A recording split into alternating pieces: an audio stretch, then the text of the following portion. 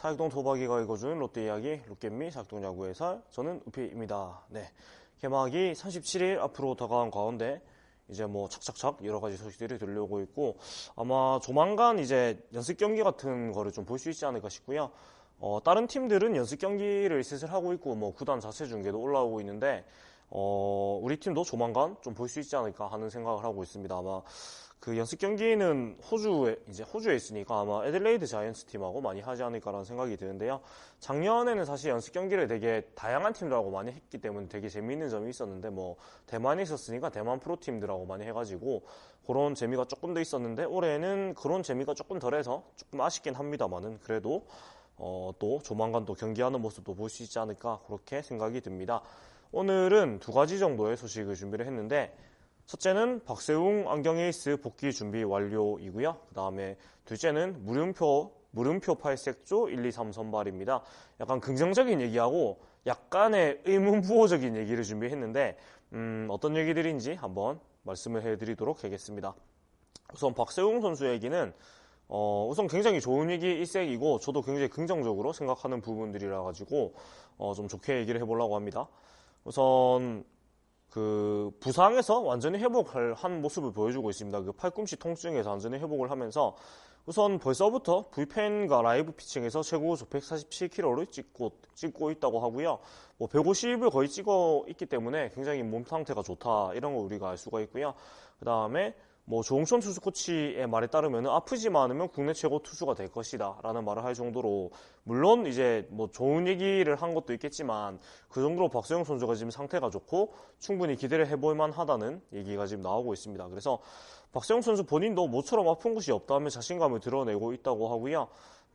박세웅 선수가 2017년에 좋은 모습 보이고 나서 18, 19년에 좋지 않은 모습을 보인 거는 일단 팔꿈치 부상 때문이지요. 그래서 일단 스플리터, 즉 포크볼을 주무기로 던지면서 팔꿈치에 무리가 많이 갔고, 특히 17년 시즌에 그 처음으로 이제 풀타임 선발을 돌고 171.1이닝이 던지면서 사실 본인한테 과부하가 많이 걸렸단 말이죠. 근데 과부하감이 걸린 상태에서 팔꿈치가 좋지 않은 상태에서 2018년에 무리하게 빠르게 이제 복귀를 시키면서 조금 더 안 좋은 게 쌓였고, 그것이 이제 18년, 19년 계속해서 이어져 가는 모습을 보여줬는데, 그로 인해서 17년에 이제 171.1이닝을 소화했는데 불구하고 18년에 49이닝, 19년에 60이닝밖에 못 던지면서 조금 어려운 시간을 보냈습니다만은 올해는 100% 이제 회복이 된 모습으로 시즌을 기다리고 있다고 하고요. 그래서 박세웅 선수의 인터뷰를 보면은 올 시즌은 개막 전에부터 등판해서 아프지 않고 시즌을 마치는 게 목표다라면서 이번 캠프에서는 부상을 방지할 수 있도록 몸을 만드는 데 집중을 하고 있다고 합니다.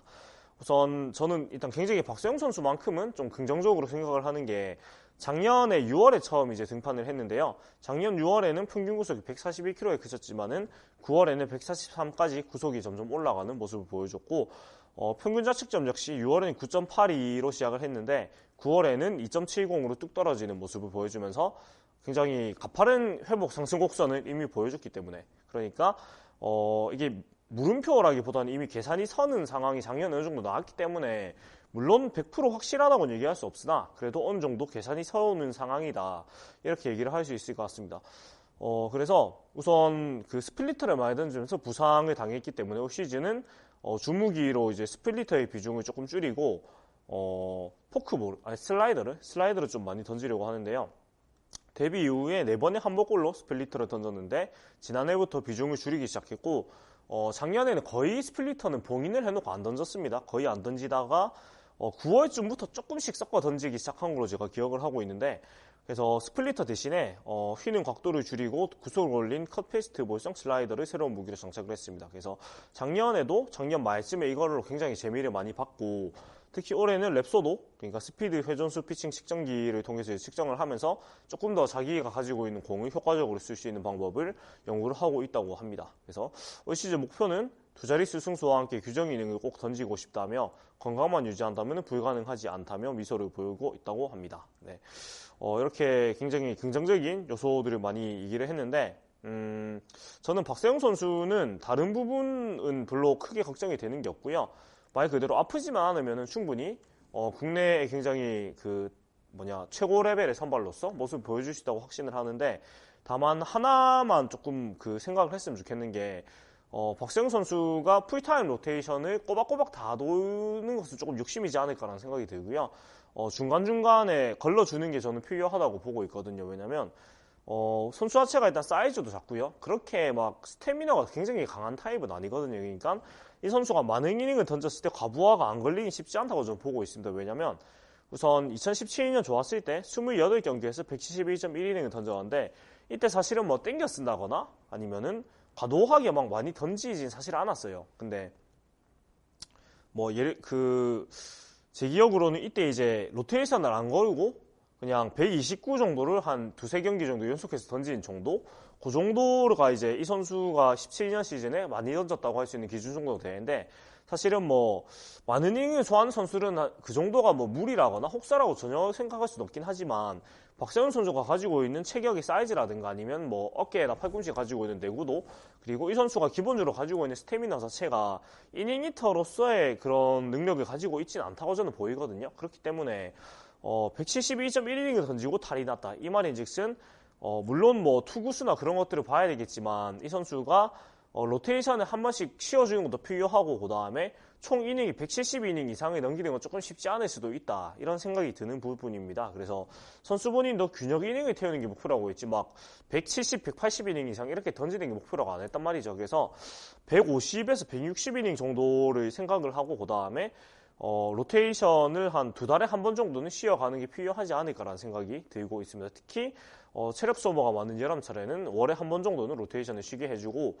그렇게 쉬는 로테이션 때 제가 올해 초쯤에 말씀드렸던 거예요. 장원삼 선수라든지 아니면 송수윤 선수라든지 그렇게 베테랑 선수들이 한 번씩 체력 안배를 해주면서 박세웅 선수가 무리가 없도록 이끌어주는 게 필요하지 않을까 그런 생각이 해봅니다. 네. 그래서 박세웅 선수에 대한 평을 제가 자평을 해보자면은 걱정이 되는 건 없다. 다만 시즌 중에 들어가가지고 무리하게 쓰는 것보다는 조금씩 쉬어가는 시간에 반드시 줄 필요가 있다. 이 정도로 얘기를 할 수 있는 것 같습니다. 네. 이렇게 박세웅 선수를 얘기를 해드렸고 두 번째 소식 물음표 8색조 1, 2, 3선발입니다.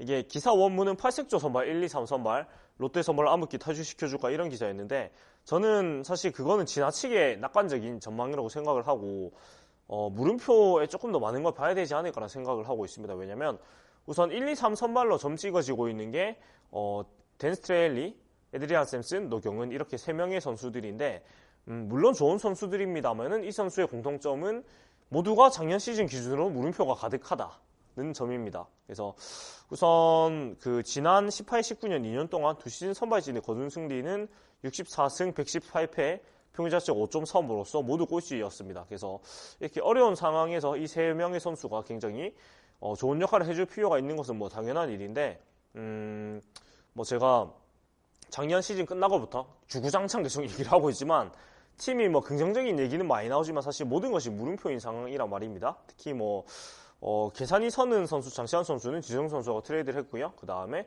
서준호 선수는 2년차에 불과하고 노경훈 선수는 작년에 계약을 안 했기 때문에 2년 통으로 쉬었습니다.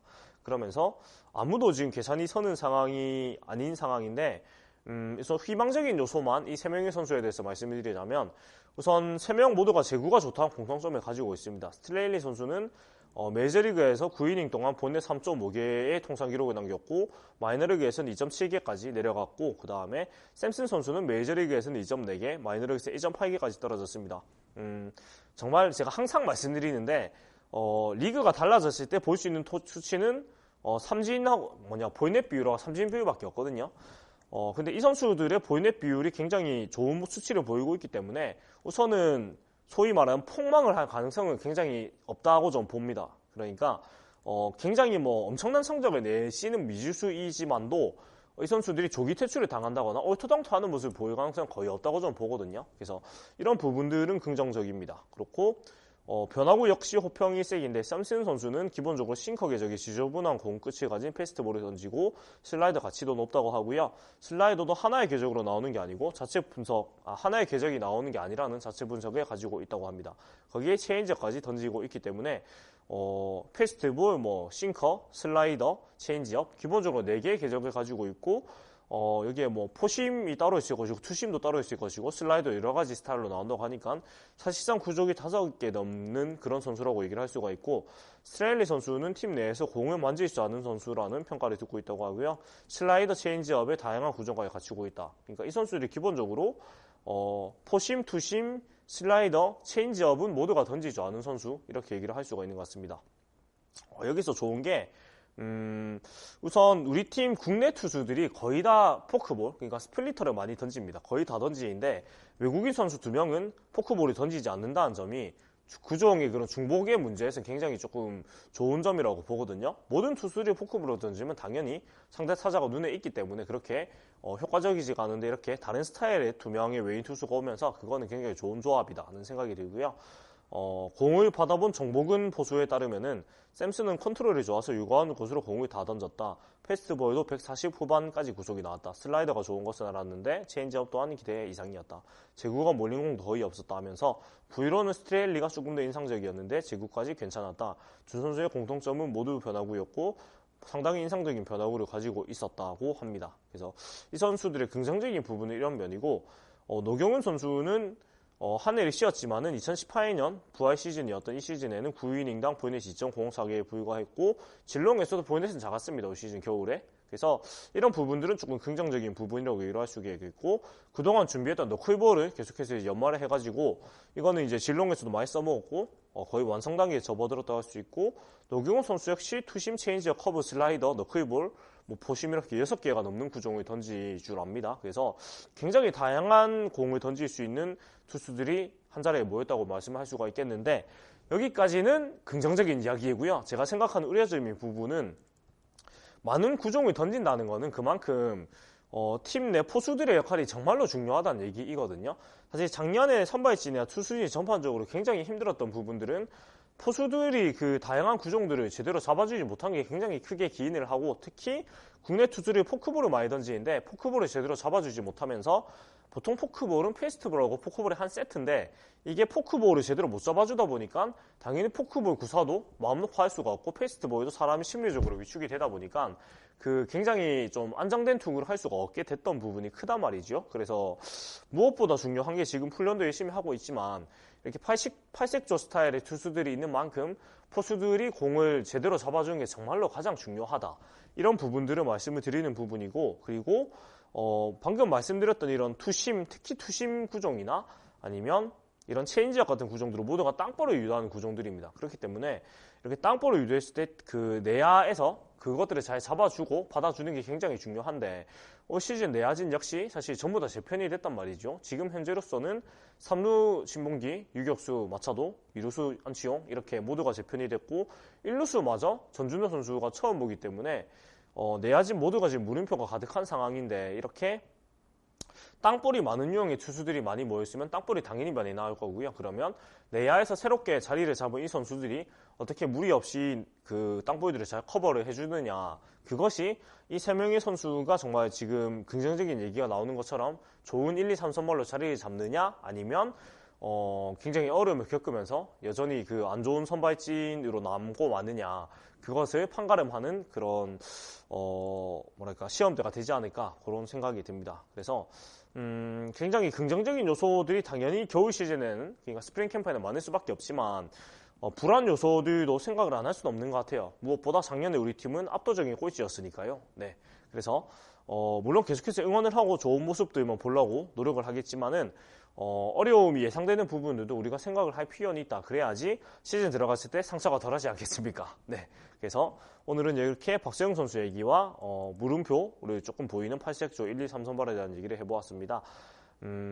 그래서 계속해서 뭔가 좋은 얘기들만 기사가 계속 나오는 게 스프링 캠프의 특성인데, 그 기사 속에서 조금 걱정되는 부분들도 제가 조금 얘기를 하는 게 조금 더 좋은 얘기가 될 것 같아서 이런 얘기들을 계속해서 해보도록 하겠습니다. 지금까지 사기돈 도박이가 읽어주는 롯데 이야기, 사기돈 야구 해설, 저는 우피였고요. 다음 주에도 2가지에서 3가지 정도 소식을 가지고 인사드리도록 하겠습니다. 지금까지 봐주신 여러분 감사하고요. 재미있게 보셨다면 구독과 좋아요 부탁드리겠습니다. 네, 사기돈 야구 해설, 저는 우피였습니다. 여러분 감사합니다.